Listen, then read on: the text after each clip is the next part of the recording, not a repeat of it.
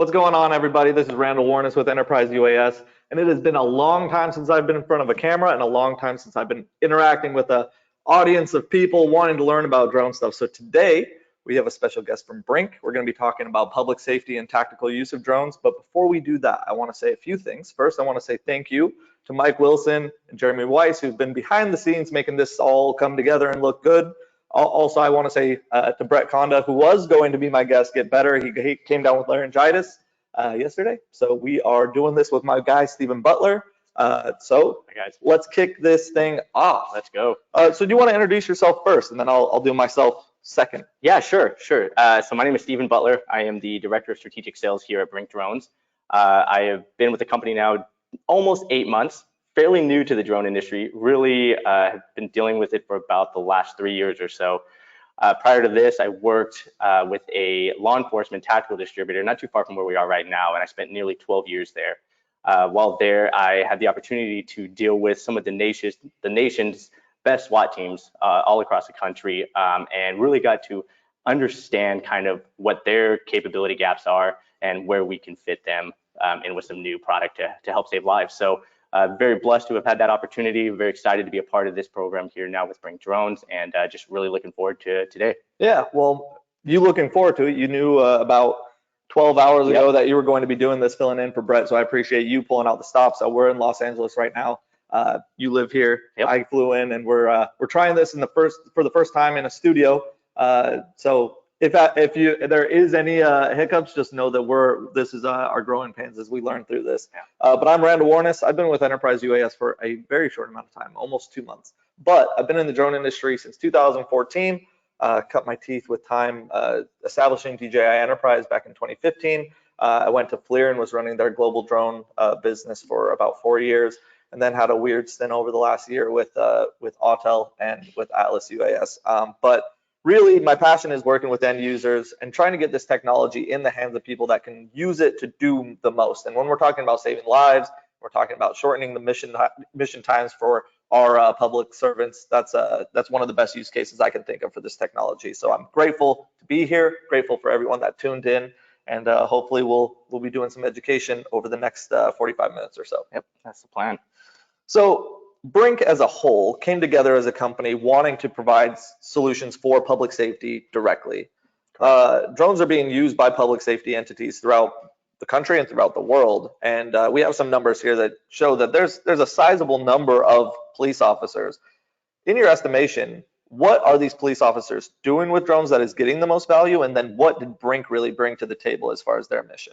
Yeah, I think I'll answer the second one first. What really drove me to Brink as a whole was kind of the way they came to market. It's very unique in this industry to identify an end user first and then design specific to their capability gaps, right? And that's what we did here with Brink Drones. Our CEO, Blake Resnick, at 17 years old, unfortunately the October 1 shooting happened in Las Vegas, and that hit really close to home to him. So he knew that he had the capabilities in-house and the know-how to build something that'll keep these guys safe and out of harm's way. And so that was unique to me, right? We understood that, we identified a customer, public safety, in particular, that very niche customer, which is our tactical space. And then we designed specific to that based on kind of what their application needs were. Yeah, and over the next bit, as we go through slides and talk about this presentation, we'll look at features, but Brink's mission to stay focused on that tactical user. I think that I'll ask a question that is just genuine to me. Like, when you have an airframe like this, most people expect to go outdoors and fly it out in open space. That's not the intention of the Brink drone. And is there still a use case of doing outdoor flights, or is that a completely different tool in the tool belt? Yeah, so Brink Drones is very unique in that when you hear about Brink Drones, you just think of the Lemur S at this point, right? The reason for me coming on board, obviously, I think this is an amazing airframe that offers a ton of capability, is kind of what's next for Brink, right? So we've done an amazing job in the last 8 months. Even since I've been here, we've scaled this organization at a pace that I didn't think was even possible. When I started, we were about 30 employees. We're upwards to 80 now. We were just out of the Las Vegas office. Now we've opened up a Seattle office where all of our R&D in Seattle is taking place. So I definitely see more airframes coming out for different capabilities for sure. So I guess I want to set the stage that this drone is not the drones you've seen. This isn't the commercial off-the-shelf stuff. There's not a lot of drones that do this. So what we're going to be talking about is a very unique set of specs, I guess, or tools that are on the airframe itself, and then the use case and who we're building this stuff for is going to follow from what the drone is capable with. Sure. So I'm going to start off with a video, kind of just to set the scene. So we're going to be running this for a few minutes. You'll be seeing the video now. What's up? It's Daniel here at Dronefly with Angad and Trayvon from Brink. Angad, tell us the scenario that we're going to go through today. Imagine that you have a commercial building and the security alarm goes off and there is somebody in that warehouse and they need to understand, why is that person there? What are they doing? Are they a threat? Are they armed? Are they dangerous? Imagine there's a ton of unknowns. The Brink Lemur S drone that we're going to be running through this scenario today goes in first. Well, all right, let's see this drone in action. Let's do it. Sure, absolutely. So Trayvon's our pilot, and Trayvon in this situation would be standing outside of the structure. So first responders show up on scene, put it in the air, and then fly into the structure. So typically the door is open, or if the door is not open, they will break the glass or they'll breach the structure and then allow the drone to enter. So we go in there, and what if it's dark? So the drone has night vision. You flip a switch on the hand controller and it has these two infrared illuminators, and that allows us to see about 20, 30 feet in front of the drone in a pitch black environment. It's going to go down the hallway. They'll see that, hey, there looks like there's a door to the left. They're going to go ahead and they're going to fly into the room, and they're going to fly around and they're going to do what is called clearing that room. On the base of the system, all of the accessories work with the Picatinny rail with integrated power. So for example, we first have these powerful white lights. The accessories button allows you to turn on the lights if they were on the base of the drone. And they say, okay, this looks safe. Let's go out and let's go to the next room. Turn off the lights. Now they go back out into the hallway. They go to, down the hallway a bit more. They see that there's another room. They enter that room. And now in the second room, we're going to see that there is an individual in this room. And now the drone is going to find a place to perch. They're going to turn the motors off, and I just go ahead and I give it a call. And so it's dialing the Lemur S drone, and I put it to my ear and conversation. And so now a negotiator outside the building or a first responder that's looking through the drone can have a communication and understand what that situation is and how to enable the most peaceful outcome possible. Well, thank you guys so much for coming here, doing this demonstration for us. We really appreciate it. I learned so much today. Thanks, man. I really appreciate you having us here. Obviously, this is something that is pretty powerful and has the ability to change the way that first responders and do their tactics. And this is something that, as long as it makes the entire community safer and the entire community more transparent, I think it's a good thing. Absolutely. Well, it's Daniel here at Dronefly with Angad and Trayvon from Brink. We'll see you next time. So I'd like to think that showing a video like that answers all your questions, but I do want to remind you that there is a question box within your dashboard. Put all the questions that you have in there throughout this entire discussion, and then at the end we'll be doing a question and answer. So we'll be going through those at the end. Just make sure you have them. If you have a question come to mind, you could of course email us after, or not let everybody enjoy the response and have that education as well. But if you give us the questions now, this lets everybody benefit from that. Mm-hmm. So talk a little bit about, like you mentioned the shooting in Las Vegas kind of being the precipice of everything. Kind of talk about the Brink story, like why, what Blake saw and why first response and specifically tactical and SWAT teams are the focus. Yeah, so that particular incident, for obvious reasons, was very hard for all of us to kind of see happen. SWAT teams, they have a tremendous amount of capability, but within that particular incident, there was clear gaps within some of the capability that they have. We're asking these guys to go downrange to gunfire every single day, and when there's a gap there, it is our responsibility, if we've got the capabilities in-house, to fill that gap, right? So, in its base form, and we'll kind of go on this a little more, it's a flying camera, right? The idea is to get this inside of a structure before we send, a canine unit or an actual officer there. We're trying to get SA or situational awareness inside of something before we send anybody else. So that particular incident, it took about an hour for officers to get on scene, and they had to go down a long hallway. Terrestrial robots weren't working because there was potential for some booby traps. They obviously didn't want to send anybody down there. So Blake knew that he had the know-how and the ability to build something, and the hope is now this will fill that gap by being able to send technology down in before a dog or a person. Yeah, and before we go into like what the drone is actually made of, I mean, Brink is a proud American-made company. Is there any like NDAA compliance or Blue SUAS distinction on the path? Is it already done? Like, where does that all stand? Sure. So that's a really good question. So one of the other things that Brink does very well, I think, is hire the right people in the right positions, right? There are subject matter experts across the board throughout this company. So the Blue and the NDAA stuff is being worked behind the scenes very hard. That is definitely something that we're looking forward to, and we have the right guys doing that. Perfect. Amazing. So like there's obvious reasons like what we're saying where this drone is very unique. The use case is very unique. It's a US based company, but what are the other reasons that people would select a Brink drone over maybe something else, or just how do they get to Brink? Yeah, so there's a couple different reasons. One, I think that in this space, having been in it for so long, I think there's a lack of customer service within the space. Oftentimes there is hey, we bought something and then we forget you. The follow-ups and the customer retention portion is something that is just go by the wayside. So we pride ourselves in that customer service portion of it. Being a local manufacturer here in the States, you also have the ability at any given time to call anybody at any time, and we're going to be able to support you. We're going to be able to send parts out of it. And just being an American-made company, I think, goes a long way. For obvious reasons, some of the other commercial off-the-shelf ones that are from China, there's some issues here internally for, we'll go and all that later. But one of the biggest things is, when it comes to federal grant funding, right? These agencies are always struggling with budgets, right? This is a $9,000 device that obviously is tremendously valuable, but not every agency across the country just has $9,000 to throw down there.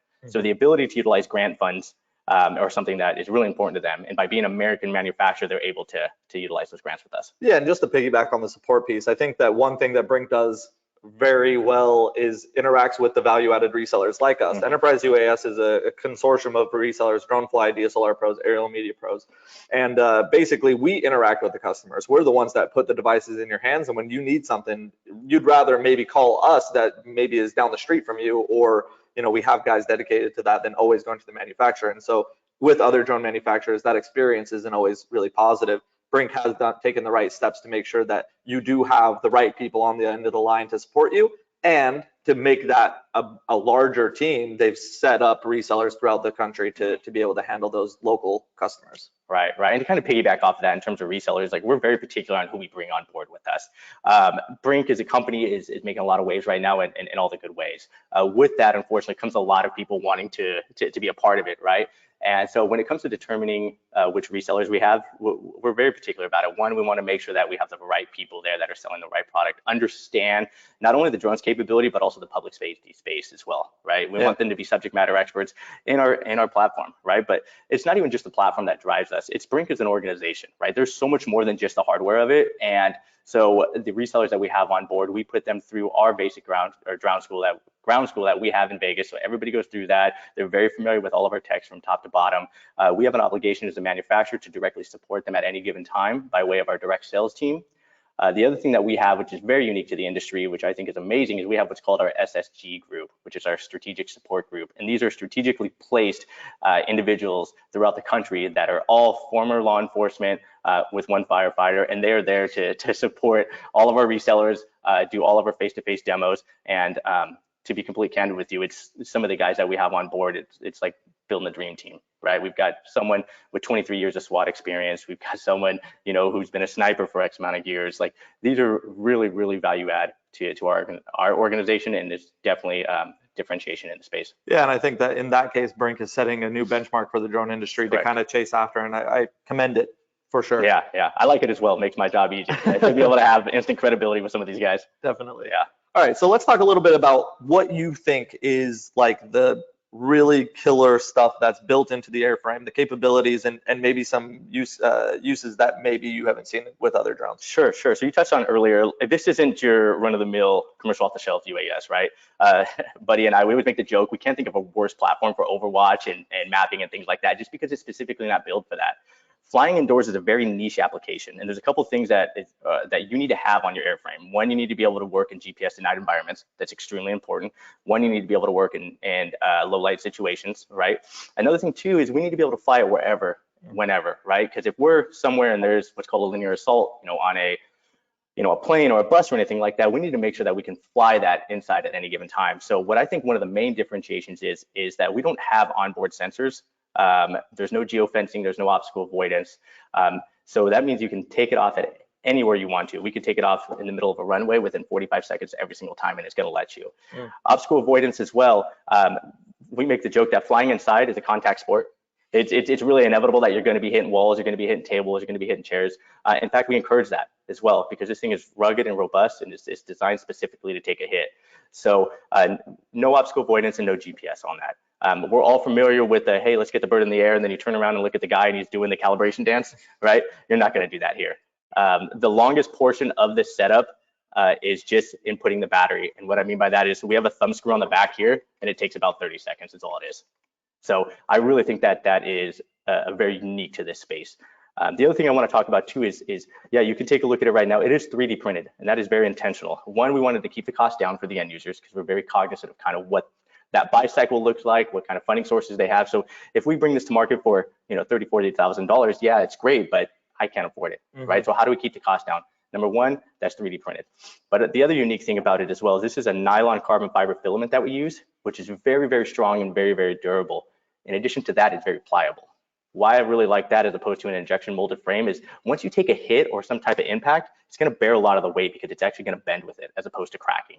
So you guys probably have all seen videos online of people kicking this around. We ram it in the doors and the walls almost at every single demo. And yeah, it might take some hits. It might get a little scratch here and there. You might see the duct here kind of bend out of shape, but I think of like an old baseball mitt. I'm just kind of forming it back together. But I would much rather have that than it actually crack. Yeah, definitely. I think that for people that have drone programs that don't have Brink in it yet, you're used to other manufacturers, specific manufacturers that have a very shiny, very complete product where they're used to molded plastics and things like that. So I think touching on the 3D printed piece of it is important, because it does look different than most drones that you might have seen. Right. What can you tell me about the hand controller? It's a 3D printed as well. Utilizing some of the same materials that we have there. Ergonomically, it's very nice. The form factor is completely intentional as well. We've got a 7-inch screen on the front end. We're very focused on taking the cognitive load out of the operator as much as we can. So everything's directly built inside of this. There's some other platforms on the market that we always joke that you need a master's degree to go through their advanced settings just to try and figure something out, right? The ability to fly from a piece of armor inside to a house and within 50 to 75 feet in the environment with rain and wind, that's a real life application. We don't want to have to worry about having to switch between different, tilt angles and so on. So everything's directly built into this, which makes it really easy to learn to fly. Yeah, and I think that because you're not doing a one-size-fits-all type construction of an airframe, you're not going through a bunch of Hollywood settings to try to do some sort of thing for a fire or a police officer needs nothing to do with those settings. So I think that because it's custom tailored to your specific user and fitting that niche is probably a huge benefit to the end user. Yeah, I agree with you. And again, like if we talk about end state, really the moment you pick this thing up, the end state is to get eyes and ears inside of a structure. That's all I want to worry about, right? And so it's designed to specifically do that, right? Get it up in 30 seconds and fly it inside and have situational awareness of whichever structure you're inside. Right, perfect. I'm going to skip to the next slide. We talked about the RC. I mean, maybe that's everything on that front. Yep. So let's talk about the payloads. Like there is an accessory kit, so you can expand beyond just an airframe with a camera to find people. Kind of talk about what are those capabilities, and I think going forward we'll show some examples of those things in use. Sure. Yeah, I'll definitely talk about it. And there's a little more capability to the airframe as well, but we'll touch at the end some of the differentiations. But the unique thing about Brink as well, as I mentioned early on, is I can pinpoint pretty much everything on this airframe and bring it back directly to an end user based off their feedback. Right? Blake had an idea as to what he wanted to do, but the first thing he did was try to meet with Las Vegas Metro after the incident and said, hey, what do you guys want? White sheet of paper. If you can build anything you can, what is it that you want? Right? We talked about, GPS denied environments, be able to fly in there, low light situations, being able to do things like that, obstacle avoidance, and so on. One of the other things that they were really focused on is the ability to add additional payloads to the airframe itself. And this is our Lemur S. This is the second iteration. The previous iteration had payloads as well, But again, circling back to end user feedback, the way we attached them early on was by way of a thumb screw. And it just wasn't very quick. It wasn't easy. You can imagine with dexterity out the window when it's under pressure, it's cold, hot, things like that. So what Blake did is he listened to the feedback, and now I'm going to lift this up here. On the bottom of our airframe, we have an onboard Picatinny rail mount right here with onboard power. For those that don't know, Picatinny is a very universal mounting system that you can find. So now all of our payloads will attach directly to that by way of the Picatinny rail. And a couple of the ones I want to kind of go over is we have everything directly integrated into this Pelican case with custom foam specific for that. So at night or in different situations, you can't put something where it's not supposed to go, which is really nice. One of the ones I want to talk about first is we have a 3D printed platform here, and this is actually our terrestrial robot mount. We know that this is not going to fill every capability gap that's out there. We understand that the need for terrestrial robots are still there, which is actually why we partnered with Icor Robotics, one of the leading terrestrial robot companies, a couple of months ago. And this is going to attach to the top of the arm there, and you're going to use that in conjunction with our payload dropper here. So what this is going to allow you to do is be able to take the terrestrial robot up to a door, open the door with the robot's arm, and then be able to fly directly from this, which is very unique. Another application we're seeing from some of the end users is this is actually being put on top of their armor as they fly up to a structure. The pilot and command is sitting behind. They're protected, and then they'll take off directly from that. So that's what we're going to see there. I mentioned that this works in conjunction with our payload dropper. We have the servo integrated right here, so you can use that with that. Another thing too is we always look at different type of applications. So CNT or negotiation tactics. What can we do? One of the main differentiations in our platform as well, it is a flying cell phone, right? One thing I was going to circle back to that. We have 4G on that. So you take any SIM card that's on the market, you could throw it in there. It's got a phone number that's assigned to it. There's nothing fancy. You call it. You can call it from anywhere, and then you're having two-way communications with the suspect the whole entire time. Another thing for de-escalation, as that's the magic word right now, is once we've established communication, we might need to deliver something to help them, right? Either a pack of gum, it could be a cigarette, it could be granola, anything like that. So that's what this is going to do. You're going to zip tie whichever onto, you're going to deliver to whatever you're going to deliver, and then you're going to actually drop it with this from there. Another thing as well, we have integrated IR on this, and it's just a toggle on our GCS. And it's a very, very powerful IR system that we have there. So it allows us to fly from a perfectly well-lit environment into a perfectly dark environment and be able to see very quickly.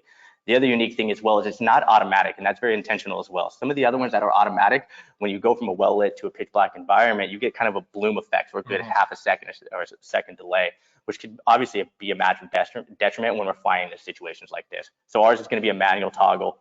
In addition to that, we have a forward-facing LED, very powerful light, about 250 lumens.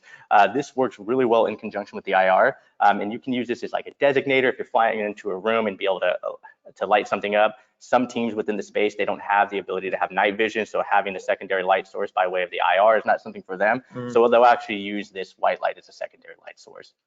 One of the applications and one of the teams have told us in a smaller residential building, it's so powerful, if you go into a small room, you can actually point it directly at the wall. It'll reflect off the wall and it illuminates the whole entire room, so they can continue to clear that and then move on after that. And then the other one that we have here, which I'm sure most people are very familiar with us, this is our glass break.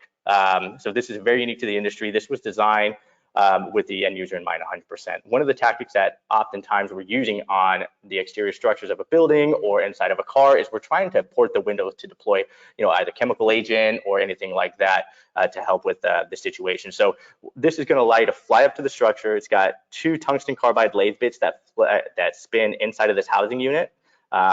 And all we're trying to do is we're trying to touch the top of it. It's going to kiss it slightly, and then all the shards are going to break underneath it. And then at that point, we can continue to fly the drone in. We can deploy gas from a tactical standpoint. There's a lot of different things we can do. We can throw in the dog, whatever you want. This is preventing a guy going up there. The way they're typically doing it right now is a rake and break. So they'll hit it with something, they'll break it, and they'll come back. The problem with that is they're getting very close to that structure, and we know there's a bad guy in there. So For sure. Very unique to us. Yeah, and all these payloads, like usually when someone talks about payloads in the drone industry, it's like, what cameras do you have? And you guys clearly have gone beyond that to add things that are specific for tactical use cases. Right. I have some GIFs or videos. This is the glass breaker, but is this the same version of the glass breaker? So again, another unique thing is we're always looking to evolve, right? And we're always listening to end user feedback. So the one that you're seeing there right now is our previous iteration. That blade was spinning freely. What we wanted to do, because we're definitely against weaponizing any type of drones, is we wanted to make sure that we put a protective shroud on the outside of it there. So that way it's spinning on the inside of it. Therefore, no one can potentially think it's a weapon. Someone can't grab it, hurt themselves. So now it's spinning within this protective shroud there. Perfect. And that's been a streamlined pro. So turtle mode, Yeah. This is not something that you can look at and be like, here's turtle mode. You have to kind of see it work. So basically you have the ability when a drone goes down to flip it over. Kind of explain what cases that is used and how often it's used for your users. Yeah. So it's used quite a bit actually, and it's a very unique capability here. If you guys are familiar with flying any type of drone inside, the moment you hit something and it goes down, you're pretty much out of the fight, right? Okay, you're sending in the next one. Hopefully that can work. Hopefully you don't have any type of calibration that you need to do on the front end and so on. So here we mentioned flying indoors as a contact sport. So the chances of hitting a wall and falling over are very high. Now, we're aware of that, and we wanted to make sure that just because it flipped over does not mean you're out of the fight there and we've lost all capability. So yeah, on our GCS, there's a toggle, just one switch all the way over, and it's going to operate the props in the opposite directions, and it's going to force itself back over. And then at that point, flip it back into either LiDAR or manual, and then continue to fly and clear the structure. Amazing.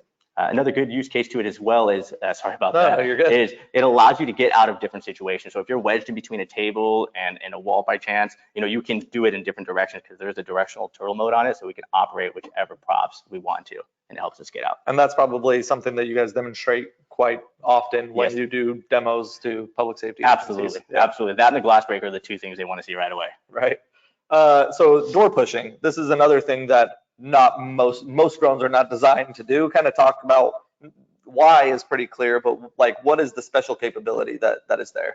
Yeah, so as you can see, the airframe itself, the footprint's maybe slightly larger than some of the other ones that are trying to fly indoors, right? And that's very intentional as well. We wanted to make sure that there was enough mass behind it because we knew that the ability to push open a door is very important to us, because by us sending tech to push in the door, that's obviously not having an operator directly on it there. So we have these two standoffs here on the front end that act as a ramp, right? And we have the ability to open doors that are slightly ajar. Obviously, there's no arm on that. You can't actually twist anything. But if it's slightly ajar, then we can actually fly it into it and push that door open, or that door open, and continue to make progress throughout that structure. Yeah, and like you're talking about the contact sport, this is intentional contact Correct. in that contact sport. And if it did flip, or if the suspect's on the other side and knocks it over, maybe they don't even think about the drone reviving itself with the turtle mode correct. stuff. So there's a lot of things that when there's lack of awareness from the suspect of this technology, you have a significant advantage as well, because they're probably not thinking through all the specs or all the features you've built in. Yeah, that's correct. That's correct.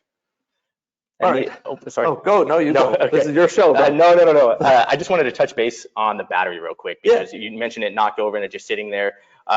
Our battery chemistry is very different. We're using a lithium ion battery as opposed to a lithium polymer battery. We're all familiar with the lithium polymer batteries, 50 to 100 charge cycles. You have the potential for them to swell over time. Our battery chemistry is very powerful. So we're getting upwards to 500 charge cycles on that, which is very unique for the industry. The other thing too is we're getting amazing flight time. We're getting up to 30 to 31 minutes of constant flight time while clearing the structure. When we land it, or if it turtles, we have up to 10 hours of standby perch time at that point. And because it is a two-way communication device as well, we can actually sit there, call into it, and the bad guy just thinks it's fallen over, but we can actually have passive listening the whole entire time. Wow. Yeah. So which is very unique, right? Yeah, that's crazy. Yeah, and we have onboarded recording as well. So we're recording both video and audio the whole entire time. I'm gonna ask you the dumbest question No, of the please. day. You're talking about the perch time. Yep. Like if my iPhone screen is on for 10 hours, it's dead, Correct. right? So you're saying, can you have that audio going for that long? The whole entire time. No way. Yeah. We call in just by way of the cell phone. Like I said, just a regular cell phone number. You can be back in Salt Lake, and you can call this right now. I can sit it here for up to 10 hours. We're gonna have situational awareness of the whole entire room. We're gonna have 1080 video quality circling back, and we're also gonna have comms the whole entire time. The other unique thing too is it rings one time, he never hears anything. So to the knucklehead, they just think it's sitting there. It can tip over, it doesn't matter. What I'm experiencing right now is genuine surprise. I mean, obviously, Yeah, right. I've known the guys at Brink for a long time. I can't say from the beginning, but near the beginning. And I've seen the product and we've talked a lot, but I haven't really thought about that. Yeah. And I'm sure that that's kind of what you're saying about even turtle mode, where if something's wedged, you could use it, and it's just different ways of using these features to unlock a completely different thing. active listening. Yeah, no, absolutely. And that's part of the unique thing about our organization. We're so active within the space and we're going out and meeting so many different end users all across the country. And, we saw it there. We have, over 200 in theater already right now. So we're getting use cases all the time, which is very cool. Another one that we'll circle back to is with the glass break. We're finding that once you break that glass, obviously something's spinning. What happens if something's spinning? It's going to get caught onto something, right? So if we're, on the outside of a house and there's a curtain behind it, if we're spinning, it's going to get caught onto that spin. What we found is because of the mass and the footprint and it's so powerful, we'll fly it back. Once we've broken the glass, we'll take the glass breaker off and we'll just ram it right in there, kill the engines right before it gets there. And then it's just like a rock falling through because nothing's spinning. It's not getting caught. Yeah. If it flips over, no problem. We have turtle mode. We'll pick it back up and then we'll be back into the fight. And I think one last thing that I'll touch Yeah. on that I think is really important is that when we talk about public safety agencies around the country, I was in the thermal space for a long time. Sure. In the middle of July in Texas, thermal doesn't work that great. Right. Drones in 110-degree weather in Las Vegas or in California don't work that great when they're outside. But because you're inside, the use cases could be different throughout the year. But it's kind of, there's this homogenous, like we understand what buildings look like from West Coast to East Coast to Finland to Japan. It's kind of the same. And so that makes it so that this drone isn't that you go to, Tuscaloosa and they're using it in they could be using it in a completely different way by their brain, but Right. not because of necessity. Right. No, you're absolutely right. In its base form, as we mentioned, it's a flying camera and a flying cell phone. We're trying to get situational awareness inside of a structure. That end state does not change wherever you go. Yeah. Right. The moment that this is deployed or a SWAT team is deployed, we know that there's something going on and it's going to work in every single structure. Yeah, and from Blake being kind of a visionary person with building the technology as the CEO, I think that there's also these visionaries throughout law enforcement that see this and they're like, well, could you do this? And it takes that question for us as an industry to build something for your needs. And I think Brink is really listening to that. They listen to it great. And Blake, let me just tell you, I wasn't doing what he's doing at 22. So he's listening and he's building this directly off end user feedback. It's really cool to be a part of something like this. So jump into a completely different technology that's not the airframe that we don't have here is the Brink Ball. I was only recently familiarized with what it is, but kind of walk through like what is it replacing and what does it do? Yeah, so I'm actually really excited about this product. I saw it even before I was on board with Brink. I saw it in its very, very early stage. OnGod had told me, hey, Steve, you got to take a look at this. And I'm like, okay. I didn't really understand what it was because he just said, hey, it's just a ball. I see what it's there for and I see the applications and I think it's an amazing piece of technology. So pretty much what this is it has the same 4G that we have on our drone. So it is a two-way communication device. So basically it's a cell phone in the form factor of a softball or a shot put. That's very intentional too by the design because currently right now, in order to get communication with somebody inside after we've located and isolated them, the next thing we want to do is communicate, right? Right now there's a couple different methods, right? We have throw phones that we put in there. They're big, they're long, they're expensive, usually anywhere from $6,000 to $10,000. We hope the guy picks up the other line. So what this is doing is just kind of filling that small niche gap again, just like we have with the Lemur S here. So the form factor, that of a softball, that of a shot put, is too large for the bad guy to put down a toilet because we all know he's probably going to do that. It is very robust and very strong and rugged, 3D printed as well. So there's decent mass behind it as well. So we can throw it through a window if we want to, right? If the good old SWAT rock is not right there for the guys to throw it in, they're going to throw this Brink Ball in. It's going to roll around and it's going to sit in the middle of a room for anywhere from a day to 2 days of passive listening the whole entire time. And again, they don't have to answer anything. So it's a really unique product. We're very cognizant of price points as well. So it's very competitively priced. We're excited to just come out. We're hoping next quarter, tail end of next quarter, we're going to have this. And we've had a couple on order already. So this is exciting. And you mentioned earlier the price point of the Lemur S. That's pretty rare in the drone industry as well, where you're like, this is our price. And we're not trying to like, hold on, I don't know what just happened. Hey, Murphy showed up. That's okay. I knew it was going to happen. Always, it's inevitable. Hold up. I'm going to close this. You guys are going to see my screen or something. This is just how it goes. Let's sit here awkwardly wait. Let's go. Okay. Too easy. We're back. Okay. So, I was just basically saying that the fact that Brink wants agencies to know what they're spending and it's not like get down the road and decide that you already want it and then you'll be informed of the price. It's not really a question. It's just it's commendable as a manufacturer to put that out up front. Yeah.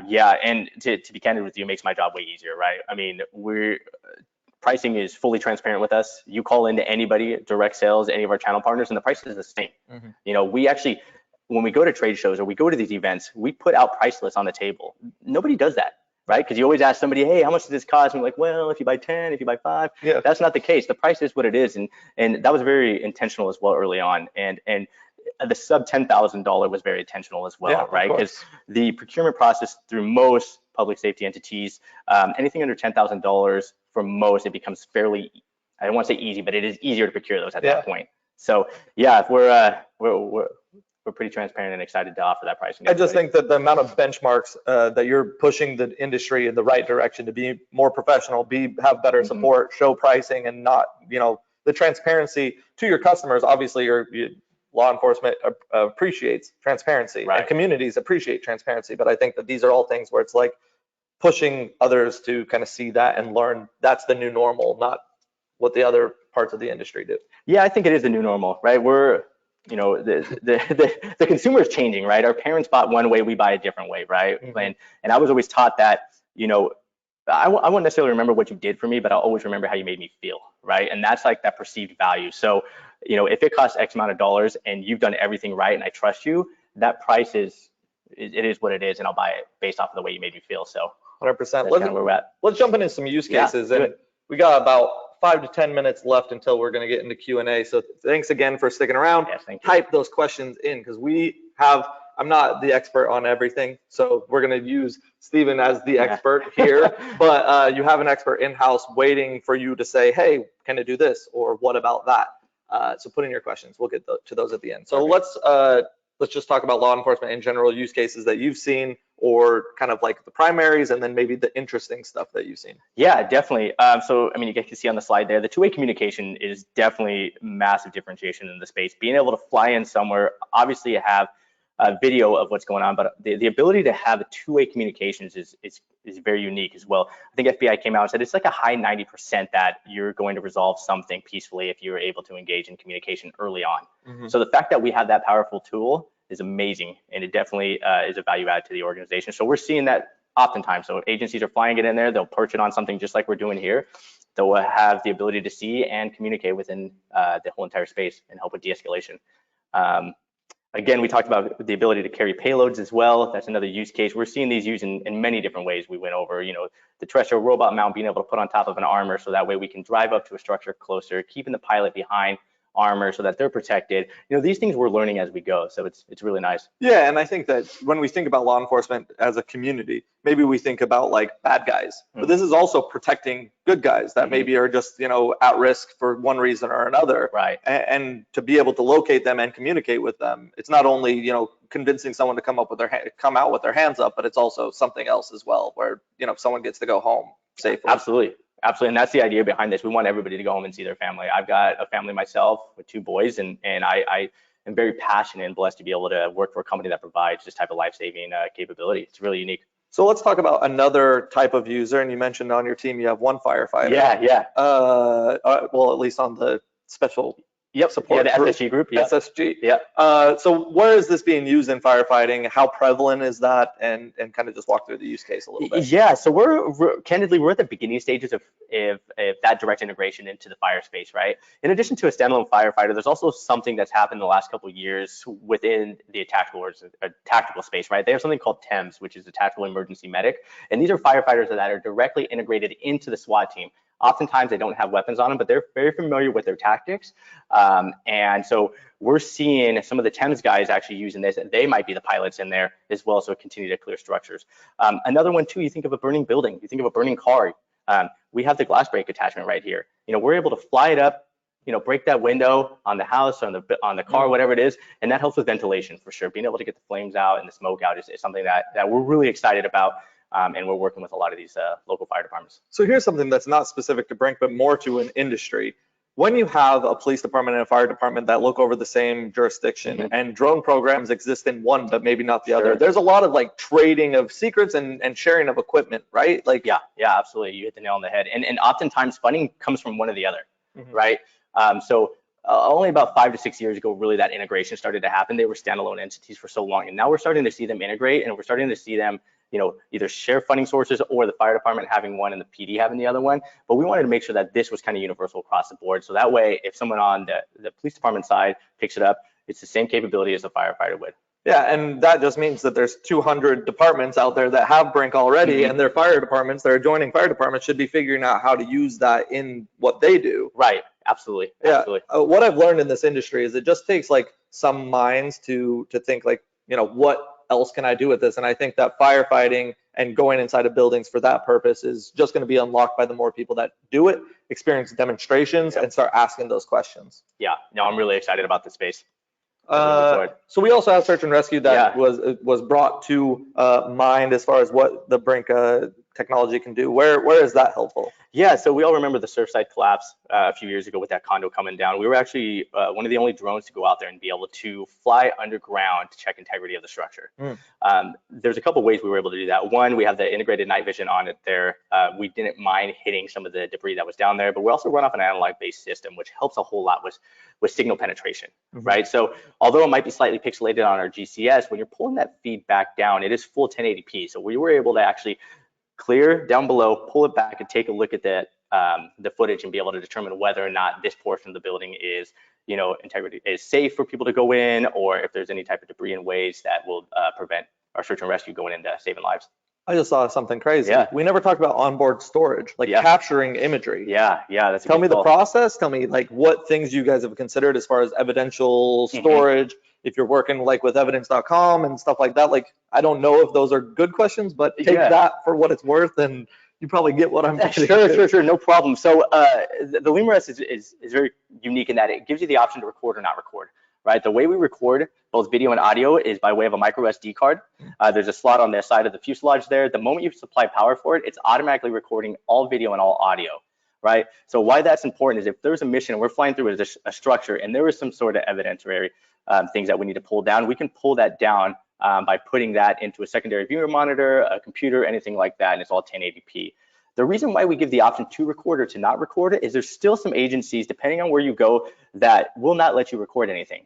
There's different laws and things that are set up that says, hey, you know what, there's some eavesdropping issues there and we can't record anything. But we still want to have the ability to fly inside and have a camera inside.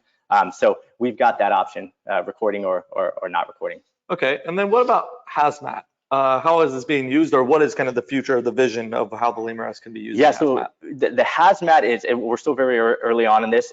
We've worked with some third-party organizations to see how this thing performs in different situations.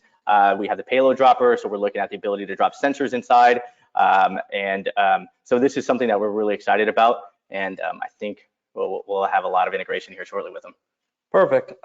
Just checking with Mike. Mike, can you see the slide that says testimonials right now? Okay, perfect. My screen is a little crazy up here. So, no. Okay. It's on hazmat. What about now? Okay, cool. So let's talk just about like some of the users, like how someone in the I keep wanting to say fraternity of public safety agents, but when you're in public safety, you like to talk to the people that are also in public safety, the ones that are using it. Like, how can people get in touch with people that have hands-on experience to kind of give their feedback on the product as well? Yeah, that's a really good question. So we've got a couple different options that are set up. Obviously, we're all set up with all the social media outlets. We have our own LinkedIn page. You can go directly to our website. You can reach out to any of our channel partners like you guys. But the other thing that we do too is if there's a local agency that is already deploying this and you want to call them for feedback, we're all about that. We'll provide you with the POC's information once it's approved from them, and we'll let you talk to them. And they'll give you the good, the bad, and the ugly of it. And to us, that's really important. So those couple different outlets are ways for you to figure that out. And I think that the most important way for you to understand what this product is to see it yourself. So one thing that's really cool about Brink is they send people everywhere to go and do demonstrations for your department, for you to bring in, mayor, governor, senator, you name it, accounting person down the hall, the person with the purse strings, or your entire department. What we want to do is have more people experience what the Lemur S can do. Even if you're not a buyer today, or you're just starting your drone program and you have a few, smaller off-the-shelf drones, this is the future to public safety, to keeping communities safe. And for you to see it firsthand and to have it part of the conversation, I guess it's as easy as contacting either us at Enterprise UAS, and I have some email and phone number there, or you could be contacting Brink directly. But really what we want to see is just more people putting their eyes on the product, giving feedback that could be built into making the solution of the future, and also to go out and save lives and protect your communities. Yeah, that's a good call. We truly believe in our core that this is going to be saving lives. And our biggest barrier to entry right now is getting in front of as many people as possible. Yeah. And so we have channel partners that are set up, reach out directly to us, reach out to Randall and his crew, and we'll support a demo. We want this in everybody's hands. So again, sales at Enterprise UAS, also sales at DSLR Pros works as well. We're going to go into the Q&A section of this event. I have up on screen both mine and Steven's emails. If you have any questions that you're not going to be able to answer right now, if you're watching this as a recording in the future, for whatever reason, like take down my email, take down Steven's email, because when it comes to drones, when it comes to drones in law enforcement, and specifically when it comes to drones in tactical situations, like I know some people and know some things, but you have an expert, that's someone that's been working with law enforcement for well over a decade, knowing how they're deploying different technologies. And so use us as a resource as you make your journey either deeper into the drone industry, or even if you're just getting started. That's why those emails are there, and we welcome you to use them. They're not there. They're going to be there. What about now? No? Hold on. What about now? Serious? What is it showing? What about, oh, well, okay, there's a schedule a demo slide, right? And then what about now? These are the emails that you want. It's Randall at Enterprise UAS, and also Steven.Butler@brinkdrones.com. Now, I always get confused when it's going to be Brink Drone or Brink Drones, so it is drones with an S. Plural. Yep. Steven with a V. That's correct. Butler@brinkdrones.com. Randall@enterpriseuas.com. So now let's get into the Q&A. I'm going to have to pull up your questions. Hopefully there are some there. So if you have not submitted a question, you owe us one. And so we can feel like you listened and you valued our time. So give me 1 second to get those going. All right. I apologize. I couldn't have these up during. Oh, we do have some stuff. Cool. Makes it more interesting. I'm hearing my own voice, and I don't want that.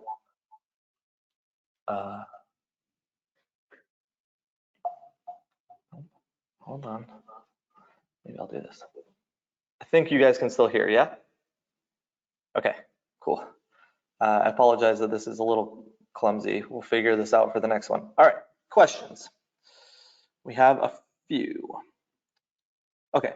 How would this UAS work in a concrete bridge or drainage structure? So basically, I'm thinking GPS denied. How does it work? I mean, because you can operate in GPS denied environments, I think that's fine. But there's also like the magnetometer and other things that make it go all crazy if it's in structures with a lot of steel or concrete. What have you guys done to help penetrate that? Yeah, so we've been fortunate enough to fly this in many different type of environments, from your standard residential to your schools to your hospitals, and obviously these are all made up of different things. So we're finding very good success when flying in most of these structures. We also have a repeater box as well that is nice. That's going to enhance the signal penetration for you guys.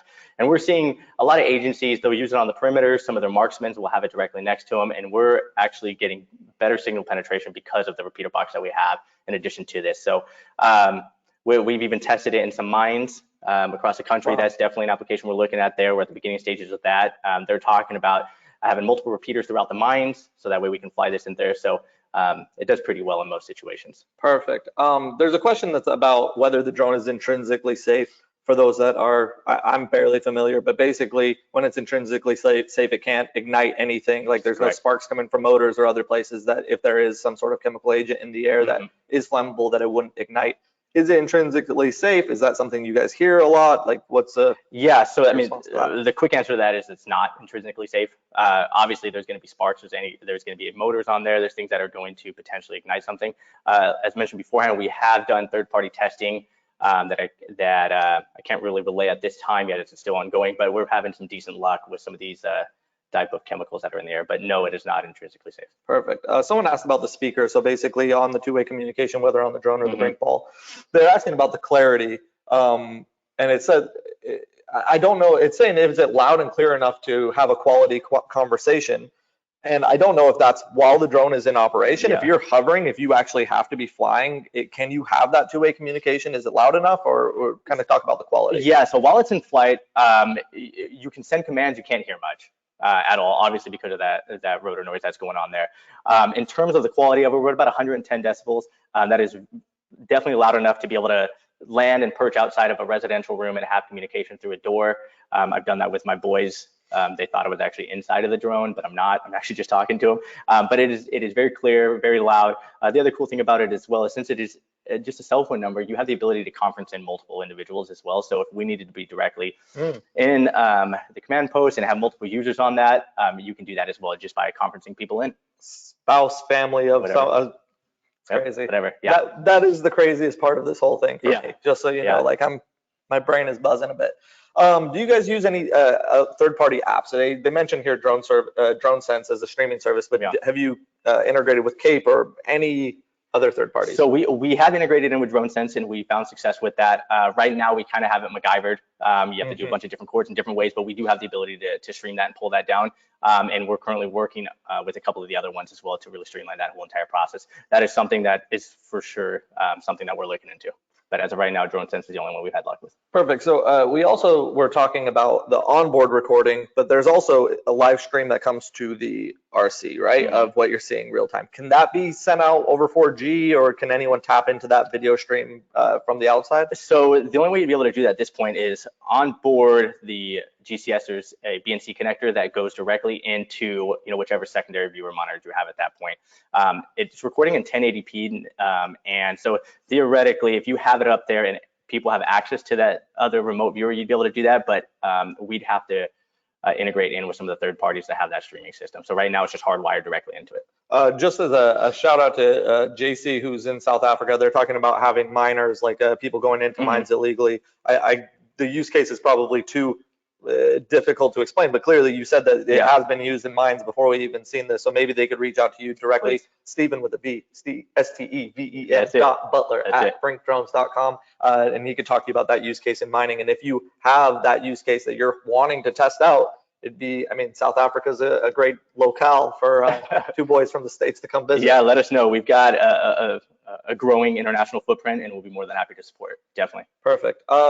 This question's kind of like, it's hard to compare, but they're saying the Flight app based on the ground control station. How does that compare to things like DJI or Autel or other like off-the-shelf manufacturers that people might be used to? Like, what does the user interface feel like, look like? Yeah, so everything's directly integrated on board there. There's no third-party app that you need. There's no cell phone that you need with it. Everything lives natively on the GCS. So it is very basic flight controls for you, and pretty much anybody can get used to it. Okay, perfect.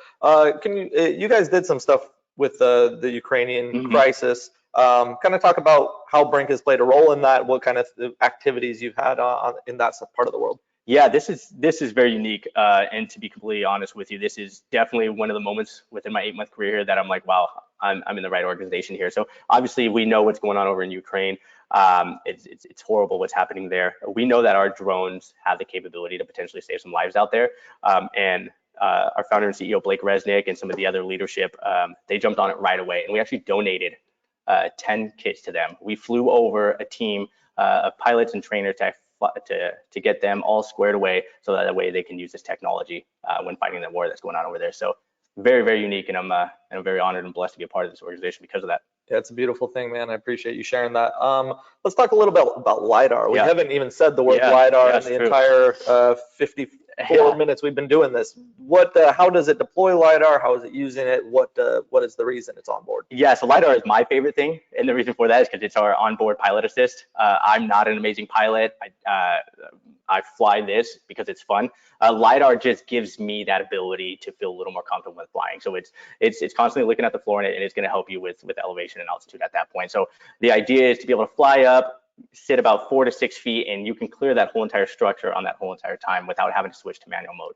Now we do have manual mode still, so if you wanted to take LiDAR off and you're an FPV pilot and enthusiast, you'll think LiDAR is boring, but it's definitely it's something that I use every single day for pilot assist, just so I can get and maintain that whole. Boring is good for drone technology. absolutely. I think. All right, so we talked about drones and someone else asked it, so that's just kind of an exclamation point that Sure. people do care Yep. about, integration with other third parties that are putting in a ton of grind to take a drone and then make it bigger, make it more usable, Right. and all of those things. Right. And not everyone wants to do it in-house as one company. So that's loud and clear.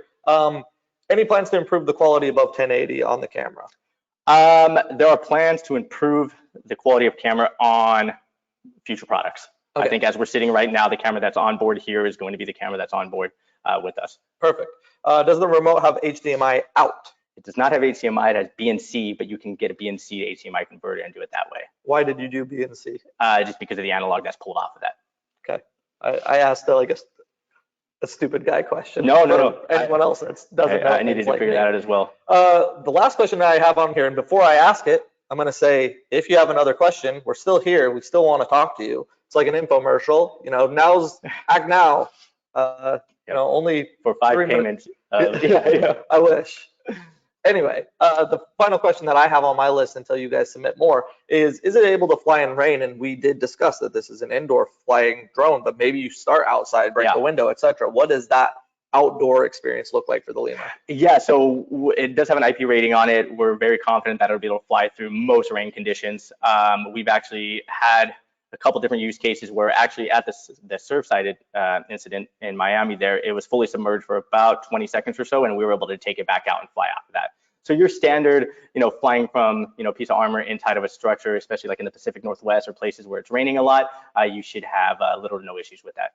It's a beautiful thing. So we also have on here a gentleman by the name of Mark. I won't out you because you maybe don't want everyone hitting you up, but they said just use the Brink for an active shooter training scenario today. So there are people out there using it, people that are out there supporting communities, saving lives, protecting, your loved ones. And I'm a big believer in the drone ecosystem as a whole. Without these off-the-shelf commercial stuff, without the drone that can hover in the air and look down at your scene, without thermal imaging, there's a lot of things that aren't being done. But Brink is another significant part to that story. Being able to fly indoors, being able to fly in tactical missions, the two-way communication stuff is blowing my mind. So, consider, if you haven't put a drone program together, that you add something that goes inside and takes it to that next dimension where other drones take you to like this 4D space. Inside is a really important component that isn't addressed by most other drones. So zoom capability before we close out. Yeah. So this is kind of a funny answer. So it's a fixed camera, no gimbal on it. The moment we put a gimbal on it, there's a weak point there. And obviously, talk about contact sports. The joke we always make is that there is no zoom on it. It's a manual zoom, so you just fly closer to where you need to see. Perfect. Yeah. So I am going to nope. I don't know what I'm trying to do. I'm trying to show you guys the emails for Stephen and I again, and give me 1 second to try to get those up. The thing is, might not work. Okay, so I think right now you'll see my dashboard. Maybe if I leave. Sorry guys, this is the only part you'll have to suffer through. It's coming. Maybe? No? Son of a gun. Okay, well, look, I'm Randall Warnes. I work for a company called Enterprise UAS. We do sell drones to people. The idea is that we have solution specialists that hear what you're trying to do, and we give you the best product for it. If you're someone in the tactical space, yeah, we have other stuff that flies outdoors, but we also carry Brink stuff. We believe in it. We have guys that are trained in it, and we work in conjunction with Brink to come to you and show your people how it works, why you would want it, why you would need it for your purpose of budgeting in the future. So please reach out to me if you have any interest in scheduling a demo, or if you have any questions on the drone front as a whole. Randall, R-A-N-D-A-L-L @enterpriseuas.com. This is Stephen Butler, my guy at Brink. Thank you. Yeah, my pleasure. Thanks for having me. Hopefully you guys learned a ton. I definitely did, and I was supposed to be hosting this, but yeah, if you have questions for Stephen or his team, reach out to Stephen. He can put you in the right direction. But hopefully you found the last hour to be enlightening, and until next time. Yeah, thank you. Be safe, everyone. See you.